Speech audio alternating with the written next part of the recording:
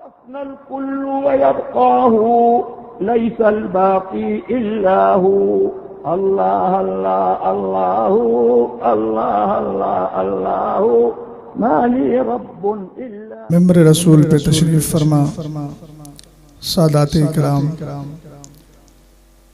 مشائخ اعظام، علماء ذوی الاحتشام، حاضرین مجلس، السلام علیکم ورحمۃ اللہ تعالی وبرکاتہ۔ الحمدللہ الحمدللہ الذی جعلنا اہل السنة والجماعة،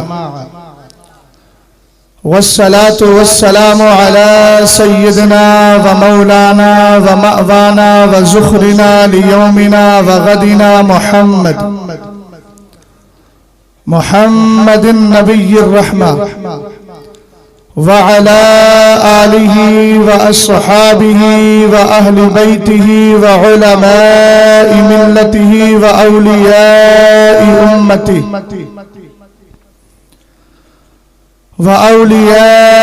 أمته أولي الفضل والكرامة، أما بعد فأعوذ بالله من الشيطان الرجيم، بسم الله الرحمن الرحيم، وأن هذا صراطي مستقيما فاتبعوه ولا تتبعوا السبل فتفرق بكم عن سبيله، صدق الله العظيم وصدق رسوله النبي الأمين المتين الكريم۔ غوث اعظم بمانے بے سرو ساما مدد، قبلہ دی مدد، کعبہ ایما مدد، قادری ام نعرہ یا غوث اعظم می زنم، دمز شیخ احمد رضا خان قطب عالم می زنم، قادری کل قادری رکھ قادریوں میں اٹھا، قدر عبد القادر قدرت نما کے واسطے۔ کافی دیر سے آپ تشریف فرما ہے، بہت ساری تقریریں اور بڑے خوبصورت انداز میں مصطفیٰ کریم علیہ السلام کی مدح و ستائش آپ نے سماعت کی۔ بارش کا نزول بھی بتا رہا ہے کہ ذکر مصطفیٰ سے ہم بھی خوش ہیں، اور آپ بیٹھ کر بتا رہے ہیں کہ الحمدللہ ہم دو رحمتیں حاصل کر رہے ہیں۔ محفل پاک کی رحمت بھی مل رہی ہے اور بارش کی رحمت بھی مل رہی ہے۔ میرے بعد انشاءاللہ الرحمن آپ کو شہزادہ حضور محدث کبیر حضرت علامہ مولانا ابو یوسف صاحب قبلہ، شیر کالپی حضور سید غیاث میاں صاحب قبلہ، اور اس کے بعد حضور محدث کبیر، حضور قائد ملت، قاضی القضات فی الہند، ان حضرات کے کلمات بھی انشاءاللہ سماعت کرنا ہے۔ وقت بڑا مختصر ہے، میں اپنی عادت کے خلاف عام طور سے میں بیٹھ کر ہی تقریر کرتا ہوں، لیکن تھوڑی سی آپ کی سپورٹ ہوگی، بفضل ہی تعالیٰ میرا کام ہو جائے گا۔ ہم سب یہاں تشریف فرما ہے ایک عالم دین کے سالانہ عرس کے موقع پر، جس کو زمانہ شہباز دکن کہتا ہے۔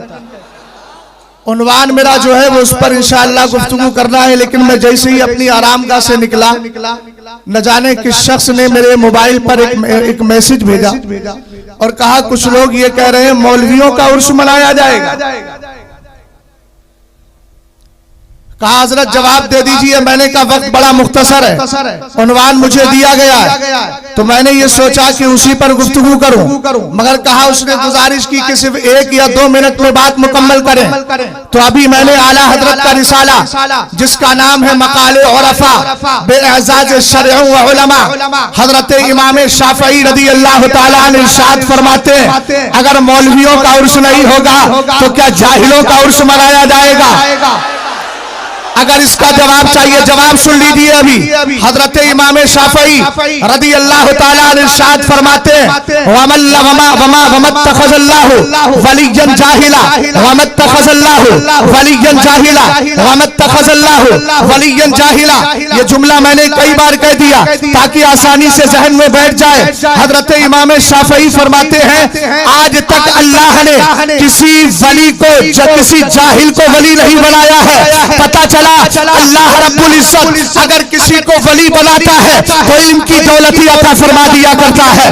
اس سے نتیجہ نکلتا ہے عرف جاہلوں کے نہیں منائے جاتے, اللہ کے ولی وہی ہوتے ہیں جن کو علم کی دولت بھی ضائع کرتی ہے.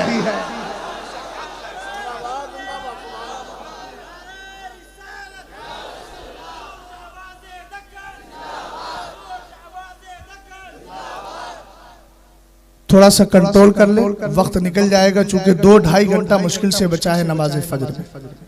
میں سمجھ رہا ہوں کہ الحمدللہ اس طرح کے جملوں پر آپ کا دل مچلتا ہے کہ مصطفیٰ کریم علیہ السلام کی بارگاہ میں محبتوں کا خراج پیش کرے, نعرے لگا, لیکن تھوڑا وقت مختصر ہے.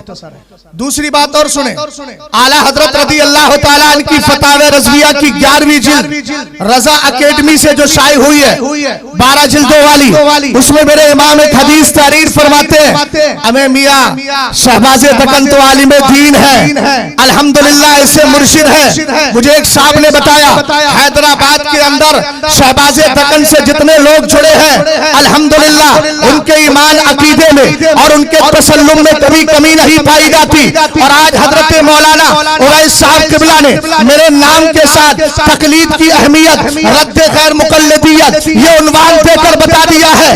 حضرت یہ مت سمجھنا والد چلے گئے تو میرا مزاج بدل گیا, ہمیں گھٹیوں میں یہ ملایا گیا ہے.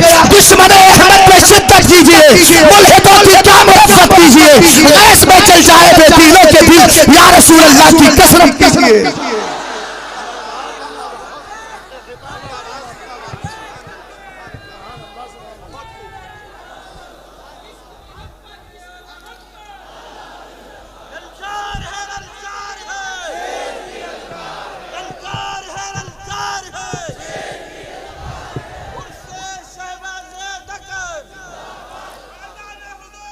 حضرت علامہ مفتی شاہی صاحب نے ایک جملہ بولا تھا, میں غور کر رہا تھا, مسلک اعلیٰ حضرت پہ ڈٹے رہو. کیوں کہا؟ اس لیے کہ میرے امام ملفوظ میں ارشاد فرماتے ہیں الحمدللہ میرے دل میں تو اللہ کے دشمنوں کی دشمنی ہے ہی, میرے بچوں کے بچوں کو بھی اللہ کے دشمنوں کی دشمنی گھٹی میں پلا دی گئی ہے.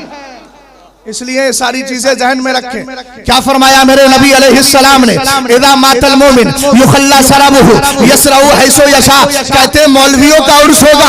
ہم نے کہا یہ مولوی ہی تو ہے جو تیرے عقیدے کی حفاظت کر رہا ہے. بتا تو صحیح عبد القادر جیلانی مولوی ہے کہ نہیں, عالم دین ہے کہ نہیں, خواجہ معین الدین چشتی عالم ہے کہ نہیں, حضرت خواجہ نظام الدین اولیاء عالم ہے کہ نہیں, صابر پاک علی عالم ہے کہ نہیں. ان مولویوں پر اعتراض مت کر, یہ وہ علماء ہے, یہ وہ مولوی ہے جنہوں نے عقیدے کی حفاظت کر کے ہمیں جنت کا راستہ بتا دیا ہے. سرکار ارشاد فرماتے ہیں جب ایمان والا مر جاتا ہے یخلی سربہ, راستہ خالی کر دیا جاتا ہے, راستہ خالی کر دیا جاتا ہے. الحمدللہ شہباز دکن قبر شریف کے اندر تشریف لے گئے, ہمارے سرکار تاج الشریعہ چلے گئے, لیکن کمال کیا ہے, ایمان والا جب جاتا ہے اس مرنے سے پہلے, دنیا سے جانے سے پہلے اگر اس کی وہی بولی ہوتی ہے جو بریلی کے امام کہہ رہے ہیں لحد میں اس کے رخ شہ کا داغ لے کے چلے, اندھیری رات سنی تھی چراغ لے کے چلے, جب چراغ محبت کو دل میں بسا لیا ہے تو قبر کی تاریکیوں سے کوئی خوف نہیں ہے.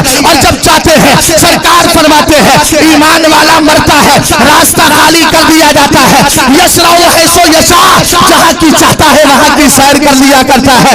اے دنیا کے لوگوں, ہمیں گرفت میں ارسٹ کرنے میں اگر تم کامیاب ہو جاؤ تو یہ کامیابی صرف دنیا کی ہے, مگر قبر میں دیکھنا ہم اتنے آزاد ہو جائیں گے, مدینے والے کی یاد آئے گی, راستہ خالی کر دیا جائے گا, جلوہ دکھا دیا جائے گا.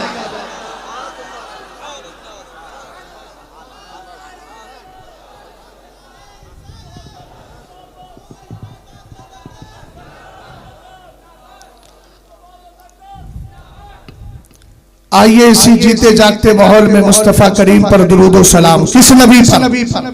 उस नबी पर जो नबी फरमाते हैं मा मिन अहदिन युसल्लिमु अलैया इल्ला रद्दल्लाहु अलैया रूही हत्ता अरुद्दा अलैहि सलाम। फरमाया मेरा दीवाना कहीं से भी सलाम पढ़े, इधर सलाम जाता है, उधर मेरे मुस्तफा की बारगाह में रब का कलाम जाता है। रब फरमाता है महबूब जाओ, तुम्हारे उम्मती ने दुरूद पढ़ा है, इल्ला रद्दल्लाहु अलैया रूही, अल्लाह मेरी रूह को मेरे जिस्म की तरफ रिटर्न कर देता है, वापस कर देता है। इस वक्त हैदराबाद में बोल रहा हूँ, कल औरंगाबाद चला जाऊंगा। कोई पूछेगा सुहेल मियां साहब से कहाँ गए, मौलाना साहब कहेंगे कल थे, आज रिटर्न कर दिया गया। मेरे आका आपकी रूह कहाँ होती है, जिस्म कहाँ होता है? इसका जवाब हजरत अल्लामा जलालुद्दीन सुयूती कहते हैं 17 जवाब दूंगा 17, मगर 17 में सबसे बेहतर जवाब वक्त की किल्लत की बुनियाद पर सुना रहा हूँ। अहसनुहा अन्नहु सल्लल्लाहु ताला अलैहि वसल्लम यकूनु मुस्तग़रिक़न फी मुशाहदती हज़रतिल कुद्सी। फरमाया जब मुस्तफा पे दुरूद पढ़ा जाता है, मेरे नबी की रूह पाक खुदा के दीदार में लगी होती है, तुम्हारा दुरूद चाहता है। रब कहता है मेरे महबूब जाओ। सरकार कहते हैं मैं खाली सलाम सुनता ही नहीं, हत्ता अरुद्दा अलैहि सलाम, यहाँ तक के सलाम करने वाले के सलाम का जवाब भी दे दिया। कह दिया सुन्नियों ने दूर और नजदीक के कान लाले करामत।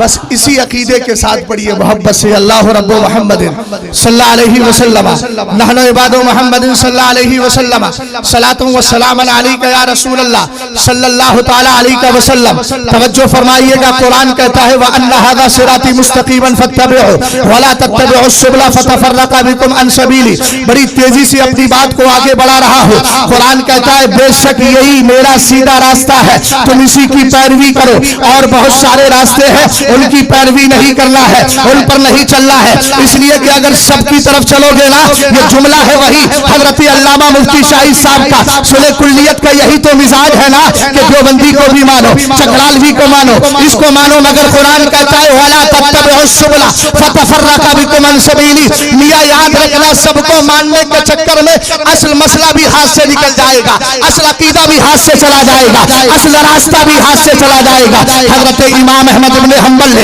अपनी मुस्नद अहमद इब्ने हंबल के अंदर, हजरत इमाम तिरमिज़ी ने अपनी किताब इमाम इब्ने माजा ने अपनी किताब इब्ने माजा के अंदर ये हदीस तहरीर फरमाई है। हदीस के रावी हजरत अब्दुल्लाह इब्ने मसूद रज़ियल्लाहु ताला अन्हु है। फरमाते हैं खत्ता लना रसूलुल्लाह सल्लल्लाहु ताला अलैहि वसल्लम खत्ता, मेरे नबी अलैहि सलाम ने एक लाइन खींची, एक निशान बनाया, एक लाइन और लकीर खींच दी। जमीन में खींचने के बाद सरकार ने फरमाया हादा सबीलुल्लाह, ये रास्ता अल्लाह का रास्ता है। बोलो मोहब्बत से सुभान अल्लाह, ये अल्लाह का रास्ता है। सुम्मा खत्ता खुतूतन अन यमीनिही व अन शिमालिही सुम्मा काला हादिही सुबुलुन अला कुल्ली सबीलिन मिनहा शैतानुन यदऊ इलैहि। फरमाया ये कुछ और रास्ते हैं, हर रास्ते पर शैतान बैठा हुआ है, हर रास्ते पर शैतान बैठा है, वो अपनी तरफ बुला रहा है। वहाबियों की तरफ जाइए, देवबंदियों की तरफ जाइए, गैर मुकल्लिदीन की तरफ जाइए, चकरालवियों की तरफ जाइए, हर एक का एक एक शैतान है।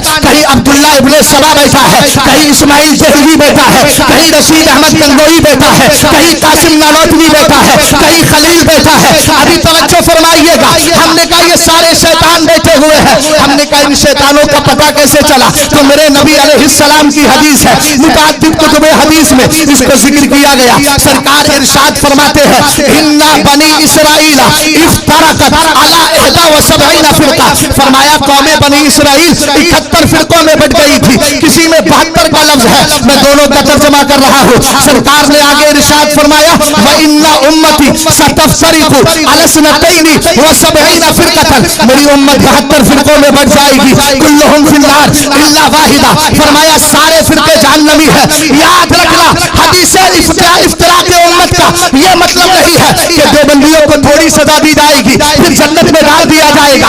अगर ऐसा कोई मजहब पेश कर रहा है यकीनन वो गलत है, और सही तशरीह वही है जो बरेली के ताजुश शरिया ने की है। और आज के दौर में एक जदीद मुहद्दिसीन की कमर तोड़कर बता दिया है कि सिर्फ जन्नती जो नजात पाने वाला फिरका है, जिसको जन्नत मिलेगी वो कोई और जमात नहीं है, उसी जमात को जमात अहले سنت کہا جاتا ہے، اسی کو آج کے دور میں تعبیر کے طور پر سمجھنے کے لیے جماعت مسلکی اعلیٰ حضرت کہا جاتا ہے۔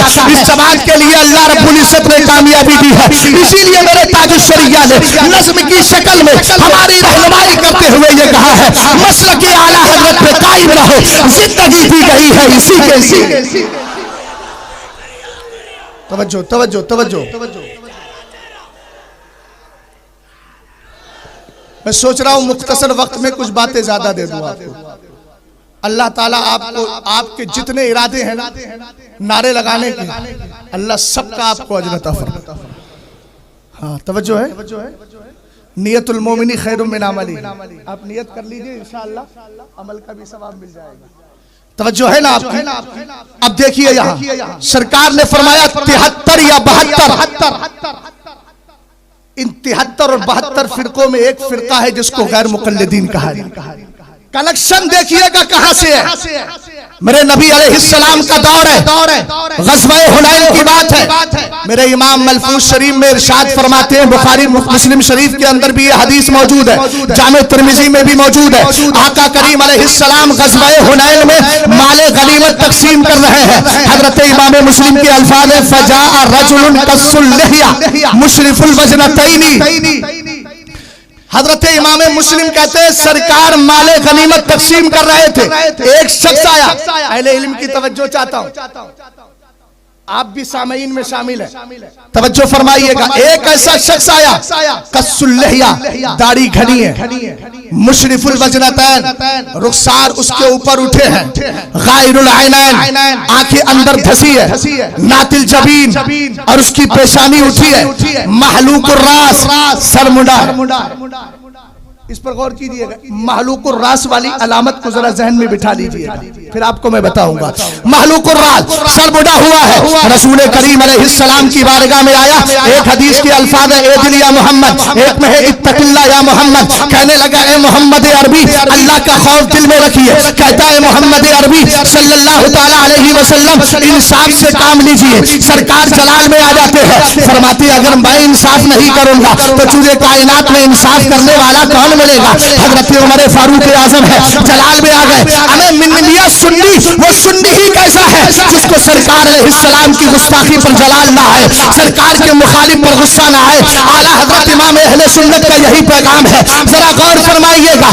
رسول کریم علیہ السلام کے صحابی، ایک میں حضرت خالد ابن ولید کا ذکر ہے، ایک میں حضرت عمر فاروق اعظم کا ذکر ہے، کہنے لگے حضور اگر اجازت ہو اس منافق کی گردن مار دوں، دانی اضرب عنقہ، اجازت تو دے دے میں اس کی گردن اڑائی دیتا ہوں۔ میرے سرکار نے فرمایا نا نا نا، انا من دی ھذا قوما یقرؤون القرآن لا یجاوز تراقیہم، ایک میں ہے لا یجاوز حناجرہم۔ سرکار علیہ السلام نے فرمایا نا نا، اس کو غور سے دیکھو، اس کو غور سے دیکھو، اس کی نسل سے ایک ایسی قوم پیدا ہوگی، قرآن پڑھے گی مگر حلق سے نہیں اترے گا۔ بولو عبد الرحمن سدیس قرآن پڑھتا ہے کہ نہیں پڑھتا ہے؟ اے وہابیوں کا قرآن دیکھو، ان کا لہجہ دیکھو، ان کا انداز دیکھو، پھر اپنی طرف مائل کرنے والے ہوتے ہیں، لیکن حالات کیا ہے؟ رسول کریم علیہ السلام کے دیوانوں، سرکار فرماتے ہیں لا یجاوز تراقیہم، ان کے حلق سے نیچے نہیں اترے گا، یعنی اللہ کی بارگاہ میں قبول ہونے والا نہیں۔ ایک پہچان اور بتائی، لا یقولون من قول خیر البریہ، بات کریں گے تو بات بات پہ مصطفیٰ کی حدیث سنائیں گے۔ یہ سنیوں کی بات نہیں کر رہا ہوں، ورنہ یاد رکھنا ہمارا سنی، اور آج کے دور میں امیر المومنین فی الحدیث حضرت محدث کبیر کو دیکھو، جن کا کمال یہ ہے کہ جب وہابیت نے چیلنج کیا تھا حدیث مرفوعہ کے ذریعے اپنے دعوے کو ثابت کر کے یہ بتا دیا تھا، ارے تمہیں حدیث نہیں آتی ہے، حدیث اس کو آتی ہے جس کے دل میں اس کے رسول ثابت ہو جایا۔ یہ ان کے لیے جو پی ڈی ایف چلاتے ہیں، بات پہ پی ڈی ایف ادھر سے ادھر، دو چار کو پکڑ لیا موبائل پہ پی ڈی ایف۔ ہمارا سنی بھی بہت باپ رے باپ حدیثیں سناتا ہے، حدیثاں سناتا ہے۔ ہم نے کہا بالکل غلط، کہاں کی کہاں ٹھوکرا ہے بتاؤں گا ابھی، توجہ ہے نا آپ کی؟ رسول کریم علیہ السلام نے فرمایا وَيَقُولُونَ مِن قَوْلِ خَيْرِ الْبَرِيَّةِ، یہ بات کریں گے تو حدیث مصطفیٰ پیش کریں گے۔ یہ آسان ترجمہ کر دیا، اب آپ سوچیں گے حدیث پیش کرنے والا کامیاب ہوگا کہ ناکام؟ میرے نبی نے فرمایا یمرقون من الدین کما یمرق السهم من الرمیہ. اگرچہ بات بات پر قرآن کی آیات، بات بات پر حدیث مصطفیٰ، لیکن دین سے ایسے نکل جائیں گے جیسے تیر نشانے سے باہر نکل جاتا ہے. توجہ ہے نا؟ میرے نبی علیہ السلام کی یہ حدیث کیسے ثابت ہوتی ہے ذرا غور کیجئے گا. ایک دن میرے نبی دعا کر رہے ہیں اللہم بارک لنا فی شامنا اللہم بارک لنا فی یمننا. ایک صحابی آئے تھے نزد کہنے لگے وفی نزدنا یا رسول اللہ. حدیث مشہور ہے، ترجمے پہ اکتفا کرتا ہوں. میرے سرکار نے کہا مولا ملک شام میں برکت عطا فرما دے، ملک یمن میں برکت عطا فرما دے. ایک بار نہیں، تین بار میرے مصطفیٰ کریم علیہ السلام نے دعا کی، اور تینوں بار ایک صحابی عرض کرتے ہیں سرکار ہمارے نفس کے لیے.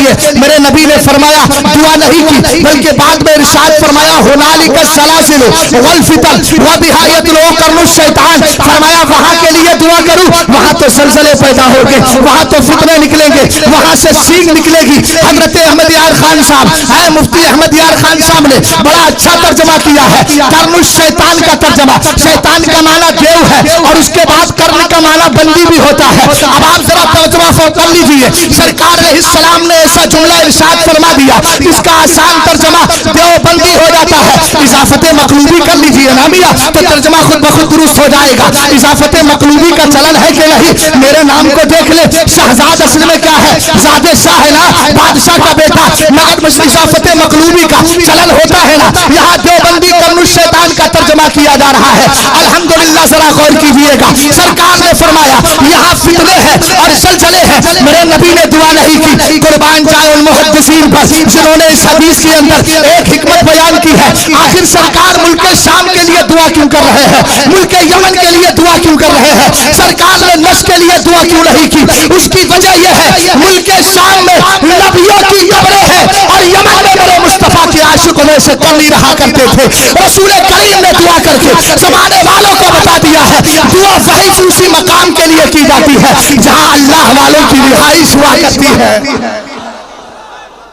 ہنالک الزلازل والفتن، زلزلے اور فتنے پیدا ہوں گے. سلسلہ چلا آگے تک چلتا رہا.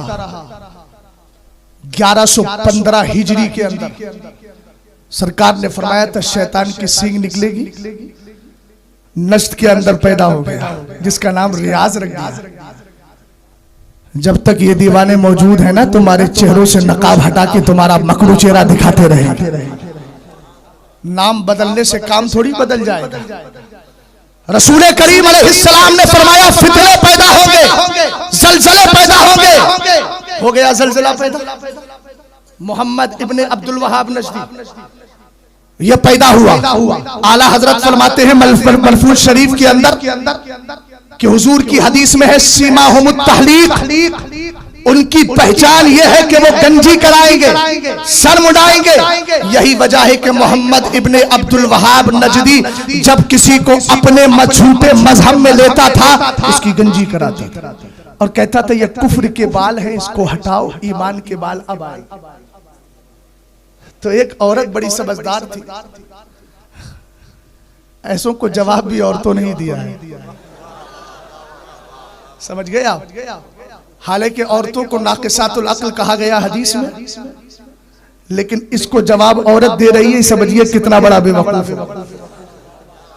محمد ابن عبد الوہاب نے سر مڈوا دیا کرتا تھا. اعلیٰ حضرت فرماتے ہیں یہاں تک کہ عورتوں کے بھی سر مڈواتا تھا.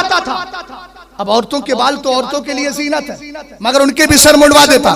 ایک عورت کہنے لگی میاں یہ تو بتاؤ آپ سر کے بال مڈواتے ہو، کہتے ہو یہ کفر کے بال ہے، داڑھی کیوں نہیں مڈواتے؟ اس کے بعد اس نے منڈوانا ختم کر دیا.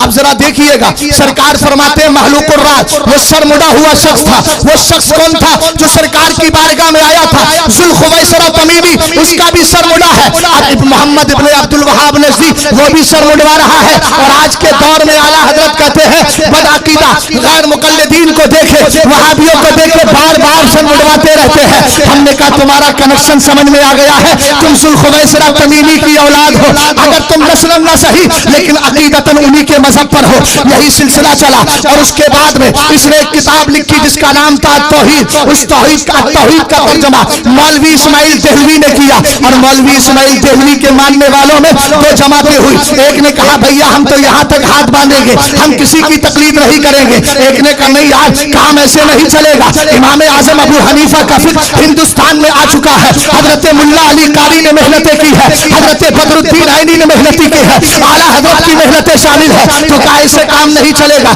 ایسا کرے تقلید کا ڈھلورا پیٹو, لیکن ماننا کسی کو نہیں ہے. عقیدہ وہی ہے جو غیر مقلدین کا ہے, وہی وہابیوں کا, دیوبندیوں کا ہے, وہی ان کے علاوہ جماعت اسلامی کا ہے. اب توجہ فرمانا, پہلے زمانے میں جب یہ جماعت اسماعیل دہلوی کی قیادت میں ہندوستان میں کام کر رہی تھی تو انہوں نے نام رکھا فرقہ محمدی.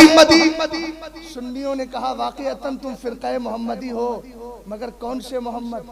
محمد عربی نہیں, محمد ابن عبد الوہاب نے. انہوں نے کہا یار کام پول کھل گئی, نام ہٹا دیا. اب کہنے لگے موحد. کیا کہنے لگے؟ موحد. اور جب موحد کہا تو حضرت مولانا جلال الدین رومی نے کہا اچھا تمہاری توحید کا بھانڈا پھوڑوں. ان کی مثال بتاؤں. حضرت مولانا جلال الدین رومی نے بڑی پیاری مثال دی ہے مثنوی شریف میں. ایک بھینگا تھا, ڈھیڑا. اب بھینگا آدمی کا ہوتا ہے احول, جس کو عربی میں کہتے ہیں, وہ ایک کو دو دیکھتا ہے. تو حضرت مولانا جلال الدین رومی کہتے ہیں اس کے استاد نے کہا بیٹا ایسا کرو, آئینہ لے کر کے آؤ, میں چہرہ دیکھنا چاہتا ہوں. قربان جاؤں اس آئینے پہ جس آئینے نے مصطفیٰ کے چہرے کو اپنے اندر محفوظ کر. اٹھائیے تنویر الحلق فی امکان رؤیت النبی والملک, جس کا حوالہ اعلیٰ حضرت نے طرد الافائی عن حماحت النفر رفائی کے اندر دیا ہے. حضرت عبداللہ ابن عباس کہتے ہیں میں نے نبی کریم کو خواب میں دیکھا. سرکار فرماتے ہیں من رانی فی المنام فسیرانی فی الیقظہ, جس نے مجھے خواب میں دیکھا آمنے سامنے سے اپنا دیدار کرا دوں گا. خواب دیکھ کے اٹھے, فوراً آپ کے دل میں خیال آیا, حدیث یاد آ گئی, پہنچ گئے حضرت میمونہ کی بارگاہ میں. رات مصطفیٰ کو دیکھا ہے, آمنے سامنے سے کیسے دیکھوں, دیدار خواب میں ہو گیا. آپ اندر گئی, آئینہ نکال کے لائی, فرمایا انظر فی حاضر المراتی, اس آئینے کو ذرا غور سے دیکھو. اب میں صحابی کا اسٹیٹمنٹ دے رہا ہوں, کسی بدعقیدہ وہابی کا نہیں. یہ صحابی کے جملے ہیں جو حقیقت پر بھی مبنی ہے اور عقیدت پر بھی مبنی ہے, حقانیت پر بھی مبنی ہے, صداقت پر بھی مبنی ہے. کہتے ہیں فرائیت سورۃ النبی صلی اللہ تعالی علیہ وسلم ولم ارى سورۃ لنفسی. حیدرآباد کے سنی مسلمانوں, آئینے کا کمال یہ ہے اگر مولانا محبوب کے سامنے لاؤ گے چہرہ انہی کا دکھے گا, شہزاد کا چہرہ نہیں دکھے گا. مگر یہ آئینہ قیامت تک آنے والے سارے آئینوں کا سردار ہے, جس میں میرے مصطفیٰ نے چہرہ دیکھا ہے. صحابی کہتے ہیں حضرت عبداللہ ابن عباس جب میں نے آئینے کو غور سے دیکھا میرے چہرے کا ایک بھی حصہ آئینے میں نظر نہیں آ رہا تھا, پورے آئینے میں مصطفیٰ کا جلوہ نظر آتا تھا. اور سنو, اس آئینے نے ذہن دیا تھا دو رنگی چھوڑو یک رنگی اختیار. چہرہ یار کو کب دیکھا ہوگا, لیکن دل میں بسا لیا, اور ایسا بسایا قیامت تک کسی اور کا چہرہ نہیں دکھاؤں گا, جلوہ یار ہی. تم بھی سنیو کہیں بھی جاؤ, صبغۃ اللہ ومن احسن من اللہ صبغہ.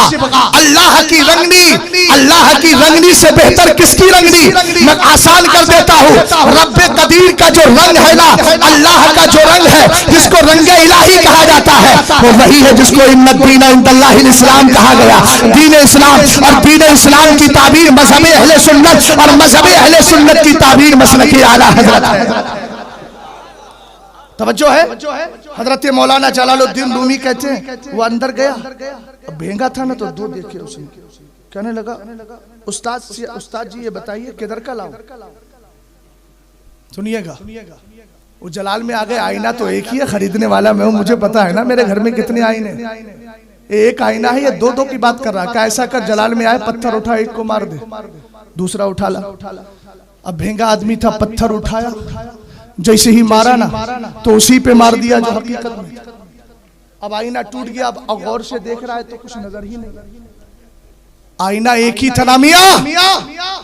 یہی وہابیوں کی مثال ہے, خود کو موحد کہہ کے توحید کا چولا اوڑھ کر کرتے کیا ہے؟ میرے مصطفیٰ کی رسالت کی توہین کرتے ہیں. نہ رسالت ہی کا جلوہ ملتا ہے اور نہ ہی توحید کی برکتیں ملا کرتی ہے. یہ اہل سنت والجماعت ہے جن کا یہ کہنا ہے میں تو مالک ہی کہوں گا کہ وہ مالک کے حبیب یعنی محبوب و مہیم میں نہیں میرا تیرا. جن کا یہ کہنا ہے خدا خدا کا یہی حضر نہیں اور کوئی نفر مکر جو وہاں پہ ہو یہی آگے ہو جو یہاں نہیں تو وہاں نہیں. یہ ہے میرے امام مواحد کا. جب 1888 کی بات آئی برٹش حکومت ہے ہندوستان میں. دیکھو ان کے آقا کیسے. مت مانو مدینے والے کو آقا, کبھی جارج پنجم کو آقا مانو گے, کبھی کسی کو مانو گے. برٹش حکومت میں گیا محمد حسین بٹالوی, کہنے لگا ہمارے ساتھ بڑا انیائے اتیاچار ہو رہا ہے. کیا لوگ ہمیں نہ جانے کون کون سے نام سے یاد کر رہے ہیں. آج سے آپ لکھت روپ میں دے دیجئے, تحریر بنا دیجئے اور آرڈر کر دیجئے.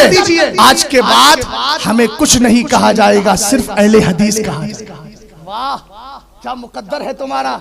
برٹش حکومت تمہیں نام دے رہی ہے, ہمارا مقدر دیکھو ہمیں مسلمان نام دیتا ہے. هو سماکم المسلمین, اللہ نے ہمارا نام مسلمان رکھا ہے, ہمارے دین کا نام ان الدین عند اللہ الاسلام. اور جب مذہب اہل سنت کی باری آئی فرقہ معتزلہ پیدا ہوا. حضرت ابو الحسن اشعری رضی اللہ تعالیٰ عنہ کہتے ہیں آج سے ہم اہل سنت والجماعت ہیں. اور جب اہل سنت کا چولا پہن کر لوگوں نے گمراہ کرنا چاہا تو ہمارے مجاہد ملت آگے آ گئے ہیں, فرحان ملت آگے آ گئے ہیں, شہر بشے اہل سنت آگے آ گئے ہیں, مفتی اعظم آگے آ گئے ہیں. ان سارے بزرگوں نے کہہ دیا اب جماعت اہل سنت کے ساتھ ساتھ مسلک اعلیٰ حضرت کے ماننے والے ہیں, تاکہ سرے کلیوں کا پتہ صاف ہو جائے اور زمانے والے کو پتہ چل جائے, زمانے والوں کو پتہ چل جائے سچے عاشق رسول وہی ہے جو اعلیٰ حضرت کی مان لیا کرتے ہیں. توجہ ہے, یہ فرقہ چلا. میرے نبی علیہ السلام نے حدیث میں ارشاد فرمایا یکون فی آخر الزمان دجالون کذابون یاتونکم من الاحادیث بما لم تسمعوا انتم ولا آباؤکم فَإِيَّاكُمْ وَإِيَّاهُمْ لَا يُضِلُّونَكُمْ وَلَا يَفْتِنُونَكُمْ. غور فرمائیے کہ میں بہت اختصار کے ساتھ بات کو آگے بڑھا رہا ہوں. رسول کریم علیہ السلام نے فرمایا غور کریں, کنیکشن تو سمجھ میں آ گیا نا, تعلق سمجھ میں آیا کہ نہیں آیا. اسماعیل کا تعلق محمد ابن عبد الوہاب نجدی سے, اس کا تعلق ذوالخویسرہ تمیمی سے. تو یہ فرقہ بہت پرانا ہے. اعلیٰ حضرت کہتے ہیں, اعلیٰ حضرت سے سوال ہوا یہ بتائیں کیا خلفائے راشدین کے دور میں وہابی تھے؟ میرے ہاں تھے وہابی. اچھا خارجین کی شکل میں تھے نا, خارجیوں کی شکل میں تھے. پہچان کیا تھی؟ کہا یہ وہی تو خارجی ہیں جن سے حضرت عبداللہ ابن عباس مناظرہ کرنے گئے تھے. کہا کہ عمرو ابن عاص کو تم نے اور حضرت ابو موسیٰ اشعری کو حکم بنا دیا, قرآن کہتا ہے ان الحکم الا للہ. تو حضرت عبداللہ ابن عباس نے کہا اچھا تو قرآن نے یہ بھی تو کہا ہے فبعثوا حکما من اہلہ وحکما من اہلہا. میاں بیوی میں اختلاف ہو جائے تو ایک فیصل ایک حاکم آئے ادھر سے بیوی کی طرف سے, ایک شوہر کی طرف سے, اب اس پہ کیا فتویٰ لگاؤ گے؟ یہ بھی تو قرآن کیا ہے. 5000 نے کلمہ پڑھ کے خارجیت کو چھوڑ کر حضرت امام حضرت مولا کائنات کے دامن میں آ گئے. اور لیکن 5000 نہیں مانے تو حضرت علی نے کہا قتل کرو. حضرت امام حسنین قریبین رضی اللہ تعالیٰ عنہما سوچنے لگے جو تہجد پڑھتے ان کو قتل کیسے کریں. حضرت علی نے کہا ان کی نماز نہیں. سرکار نے پہچان بتائی تحقرون صلاتکم مع صلاتہم وصیامکم مع صیامہم وَعَمَالَكُمْ مَعَمَالِهِمْ. فرمایا ان کی نمازیں اتنی ہوگی کہ تم اپنی نمازوں کو ان کی نمازوں کے سامنے ہلکا سمجھو گے, اپنے روزوں کو ان کے روزوں کے سامنے ہلکا سمجھو گے, اپنے اعمال کو ان کے سامنے ان کے اعمال کے سامنے ہلکا سمجھو گے. حضرت علی نے جب کہا جاؤ اصرار ہوا, لڑنے چلے گئے. اس کے بعد میں آپ نے ان کو مار ڈالا, 5000 مر گئے. پھر اس کے بعد حضرت علی رضی اللہ تعالیٰ عنہ کے دل میں خیال آیا کہیں ایسا نہیں کہ کوئی میرا چاہنے والا میرے ساتھ جنگ کرنے والا مستریب اور بے چین تو نہیں ہے. تو حضرت علی نے ایک جملہ ارشاد فرمایا جاؤ زسد کو لے کر کے آؤ, زسدیہ کو لے کر کے آؤ. یعنی دیکھو اب وہ یہاں موجود ہے کہ نہیں. صدیون کا معنی پستان ہوتا ہے.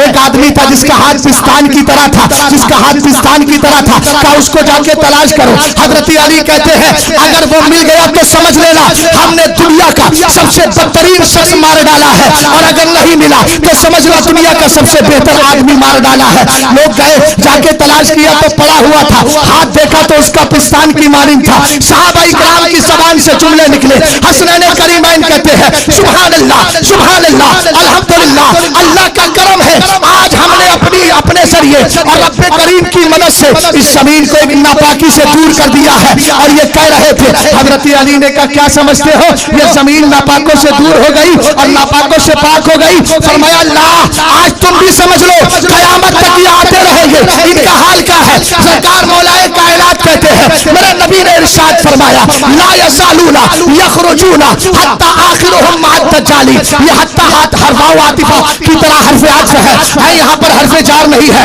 حتی آخرهم مع الدجال۔ سرکار علیہ السلام ارشاد فرماتے ہیں یہ نکلتے رہیں گے یہاں تک کہ ان کی آخری جماعت دجال کے ساتھ ہوگی۔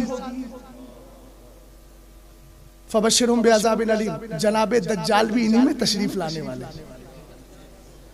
توجہ ہے، یہ ان کا مقدر ہے اور ہمارا مقدر ہے کہ حضرت امام مہدی ہم میں آنا۔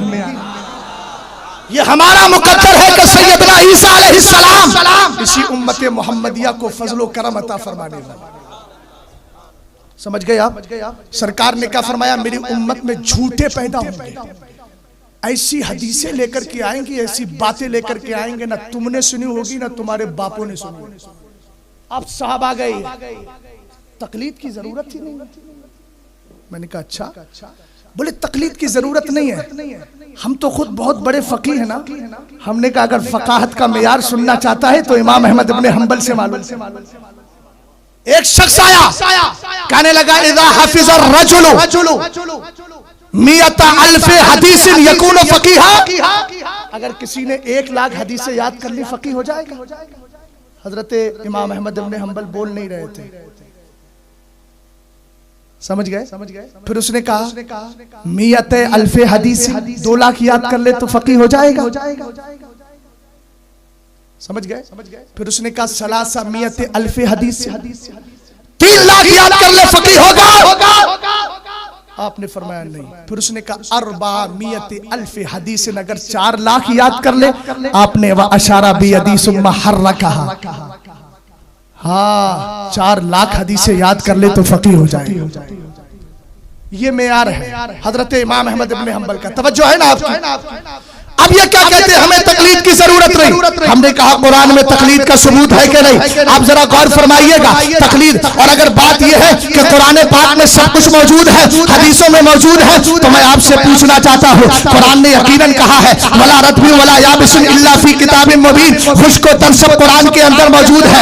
قرآن کہتا ہے کل صغیر و کبیر مستطر، قرآن میں ہر چھوٹی بڑی چیز لکھی ہوئی ہے۔ قرآن کہتا ہے ما فرطنا فی الکتاب من شیء، ہم نے قرآن میں کچھ نہیں چھوڑا ہے۔ قرآن کہتا ہے وَنَزَّلْنَا عَلَيْكَ الْكِتَابَ تِبْيَانًا لِكُلِّ شَيْءٍ، ہم نے قرآن پاک کو تم پر نازل کیا، وہ ہر چیز کا روشن بیان ہے۔ اب سن لیو ایک بات تو مجھے بتاؤ، سمندر میں مچھلیاں بھی ہے، سمندر میں دھاتو بھی ہے، سمندر میں ہیرے بھی ہے، سمندر میں جواہرات بھی ہے، سمندر کے اندر موتی ہے، لیکن ایک بات بتائیے مچھلیاں سے مچھلی مار سکتا ہے؟ اے جناب محترم ذرا ادھر توجہ کرو، اللہ تعالیٰ فضل فرمائے، مجھے سن لیجیے غور سے، ذرا توجہ فرمانا۔ سمندر کے اندر مچھلیاں ہوتی ہے کہ نہیں ہوتی ہے؟ آپ مچھلیاں مار سکتے ہو، مچھلیوں کا شکار کر سکتے ہو؟ کون کرے گا؟ جو شکار کرنا جانتا ہو، جو مچھلیارا ہو وہی لا سکتا ہے۔ اگر اس کے اندر ہیرے جواہرات، صدف کے اندر ہیرے جواہرات موجود ہے، کیا ہر ایک کو نکالنے کی اجازت ہے؟ کیا ہر ایک نکال سکتا ہے؟ ہرگز نہیں نکال سکتا، اس لیے کہ جان جانے کا خطرہ ہے۔ تو اتنا یاد رکھنا، سمندر کے موتی اگر کوئی انجان نکالتا ہے، لا تجربے کار نکالتا ہے، تو یہاں جان کا خطرہ ہے، اور اگر کوئی چاہے قرآن سے مسئلے نکالے گا تو اس کے ایمان کا خطرہ ہو جائے گا۔ اب ایک مثال میں دے رہا ہوں تاکہ بات تقریب فہم کے لیے ہو جائے اور آپ کے ذہن و دماغ کے قریب ہو جائے۔ قرآن کہتا ہے وَعَلَى الَّذِينَ يُطِيقُونَهُ فِدْيَةٌ طَعَامُ مِسْكِينٍ، پہلے ایک تفسیر کے مطابق شریعت کا قانون یہ تھا آپ ہٹے کٹے ہیں، طاقتور ہے، تناور ہے، لیکن اس کے باوجود بھی ایک مسکین کا فدیہ دے دو، روزہ چھوڑ دو، یہ قانون ہے۔ اور دوسرے پاری کی آیت ہے، مسئلہ سمجھے کہ نہیں سمجھے بھیا؟ پہلے قانون کیا تھا؟ آپ طاقتور ہیں، روزہ رکھ سکتے ہیں، پھر بھی ایک مسکین کا فدیہ کھانا دے دے، اس کے بعد روزہ چھوڑ دے۔ لیکن جب قرآن کی آیت نازل ہوئی فَمَنْ شَهِدَ مِنْكُمُ الشَّهْرَ فَلْيَصُمْ، تم میں سے جو رمضان کا مہینہ پائے اس پر روزہ رکھنا،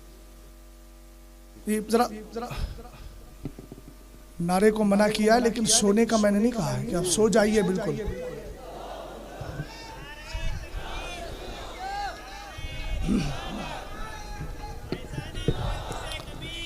اب سنیے حضرت امام اعظم ابو حنیفہ کے تعلق سے لوگ کہتے ہیں قیاس کرتے ہیں قیاس.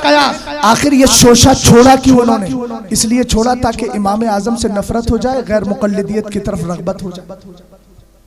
لیکن امام اعظم ابو حنیفہ رضی اللہ تعالی عنہ کا اگر آپ کو تفقہ دیکھ رہا ہے حدیث دانی, تو ایک بات عرض کر کے اپنی گفتگو کو ختم کر رہا ہوں. سیدنا امام باقر ہے, مدینہ شریف ہے, ملاقات ہو گئی دونوں کی. کسی نے کہہ دیا تھا یہ ابو حنیفہ مصطفیٰ کریم کی حدیثیں چھوڑتے ہیں اور ساتھ ہی اپنی عقل اور قیاس سے فتویٰ دیتے ہیں. حضرت امام باقر نے کہا بلا کے لاؤ. جب بلائے گئے کہنے لگے تم ہی ہو ابو حنیفہ, تم ہی یہاں پر اجتہاد کرتے ہو, اپنی رائے کو چلاتے ہو, میرے نبی کی حدیثیں چھوڑتے ہو. حضرت امام اعظم ابو حنیفہ رضی اللہ تعالیٰ عنہ کے تعلق سے یہ بات کہی گئی. کیا کہا گیا؟ یہ قیاس کرتے ہیں. میاں یہ بہت پرانا شوشہ ہے اور آج بھی چل رہا ہے.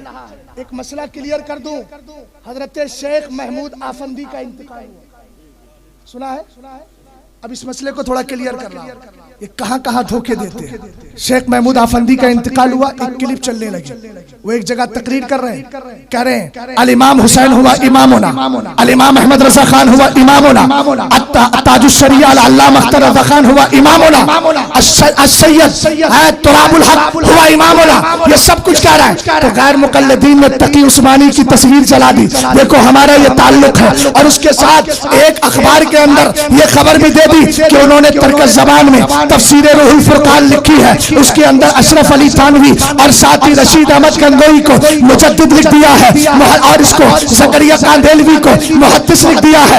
بس یہ چیخنے لگے اور یہ ثابت کرنے لگے کہ دیکھو ہماری بھی وہی رائے ہے, ہمارا بھی وہی مذہب ہے جو ان کا ہے, اور ان کا بھی وہی ہے جو ہمارا. ہم نے کہا دھوکہ مت دو, تمہارے پوروجوں نے بھی بہت دھوکے دیے, تم بھی دے رہے ہو. میں نے کہا اگر واقعتاً شیخ محمود آفندی سے اپنا رشتہ جوڑنا چاہتے ہو تو یہ وہی شیخ محمود آفندی ہے جو ترکی کے اندر رہتے ہیں اور اعلیٰ حضرت نے خلافت عثمانیہ کے اندر حسام الحرمین علماء حرمین طیبین کی تصدیقات لی تھی کہ نہیں لی تھی, جس میں اشرف علی کو کافر کہا گیا, رشید کو کافر کہا گیا, خلیل کو کافر کہا گیا, قاسم نارودوی کو کافر کہا گیا. اور ان کا وہی نظریہ ہے جو ان کے پیش علماء حرمین طیبین کا ہے. تو جو حضرت شیخ محمود آفندی مانتے ہیں وہ انہی کا فتویٰ مانتے ہیں. اگر تم ان سے رشتہ اور تعلق چھوڑنا چاہتے ہو تو اشرف علی کو کافر کہو, قاسم کو کافر کہو, رشید کو کافر کہو, خلیل کو کافر کہو, پھر بریلی شریف آؤ اور آ کر کے یہ کہو میں مجرم ہوں, آقا مجھے ساتھ لے لو کہ رستے میں ہے جا بجا کھانے. حضرت امام اعظم کے تعلق سے جب یہ بات کہی, حضرت امام اعظم نے کہا حضور میری بات سن لیں. آپ نے فرمایا بولو. کہا حضور یہ بتائیے اگر کسی شوہر کا کسی باپ کا انتقال ہو جائے, بیٹا بیٹی بچے, تو شریعت کا قانون کیا ہے؟ ڈبل حصہ لڑکی کے لیے یا سنگل حصہ لڑکی کے لیے؟ اس کا سنگل حصہ, لڑکے کے لیے ڈبل. کہا میری عقل تو یہ چاہتی ہے کہ لڑکا کمانے کے قابل ہے تو اس کو ڈبل ملے, لڑکا کمانے کے قابل ہے تو لڑکی کو ڈبل ملے, لڑکے کو سنگل ملے. یہ میری عقل چاہتی ہے. مگر ابو حنیفہ عقل پر عمل نہیں کرتا ہے, قرآن کی آیت پہ عمل کرتا ہے.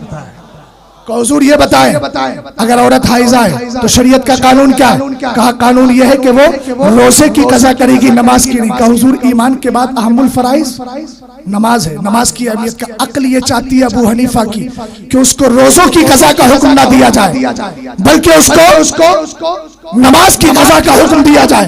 لیکن ابو حنیفہ اپنی عقل پر عمل نہیں کرتا, مصطفیٰ کی حدیث پہ عمل کرتا ہے. اس کے بعد آپ نے پوچھا پیشاب اور منی کے اندر نجاست کس میں زیادہ ہے؟ تو آپ نے فرمایا پیشاب میں زیادہ نجاست ہے. شارحین نے جو اس کی شرح کرنے والے اس واقعے کو انہوں نے کہا چونکہ میدے سے ہو کر کے آ رہا ہے تو زیادہ ناپاک ہے. تو کہا میری عقل یہ چاہتی ہے کہ جب پیشاب زیادہ ناپاک ہے تو جتنی بار آدمی پیشاب کرے اتنی بار غسل کا حکم ہو، لیکن میں اس پر عمل نہیں کرتا، فتویٰ یہی دیتا ہوں کہ اگر منی کا خروج ہو، منی نکلے، آدمی ناپاک ہو جائے گا، اس پر غسل واجب ہوگا، لیکن پیشاب کی حالت میں انسان پر غسل واجب نہیں ہوگا۔ ابھی حضرت امام اعظم ابو حنیفہ رضی اللہ تعالیٰ عنہ یہ گفتگو کر ہی رہے تھے کہ امام باقر کھڑے ہو جاتے ہیں، پیشانی کو چوم لیتے ہیں اور کہتے ہیں ابو حنیفہ میں سمجھ گیا تم میرے نبی کی شریعت کو مٹانے والے نہیں ہو بلکہ کائنات میں بڑھانے والے ہو۔ یہ فقہ حنفی ہے اور یہ تقلید کی اہمیت ہے، اس لیے ان بزرگوں کی تقلید کرتے رہیے، ان بزرگوں کی باتیں مانتے رہیے اور سنیے قرآن کہتا ہے یوم ندعو کل اناس بامامہم، قیامت کے دن ہر جماعت کو اس کے امام کے ساتھ بلایا جائے گا۔ اب وہ کہتے ہیں فیقال یا شافعی یا حنفی، کہا جائے گا کہاں ہے شافعی کہاں ہے حنفی؟ انشاءاللہ الرحمن ہمارا حال ان بزرگوں کے ساتھ ہوگا۔ اور یہ بزرگ کیسے ہیں؟ جن کے لیے اعلیٰ حضرت کہتے ہیں تیرے غلاموں کا نقش قدم ہے راہ خدا، وہ کیا بہک سکے جو یہ سراغ لے کے چلے۔ استغفر اللہ ربی من کل ذنب واتوب الیہ۔ کلمہ شریف پڑھیے لا الہ الا اللہ محمد الرسول اللہ صلی اللہ تعالی علیہ وسلم۔ السلام علیکم۔